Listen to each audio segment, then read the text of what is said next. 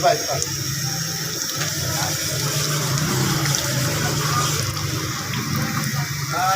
ano no, sila mo na lang ito, meron ano, magkano yung kulang sa'yo? 4 pesos na lang.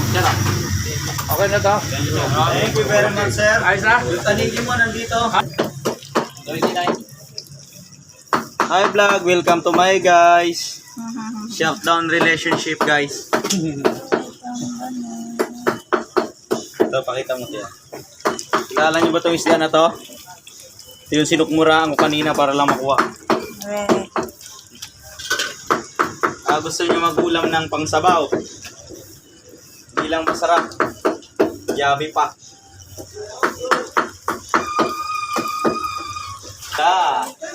Yan guys yung tanigi.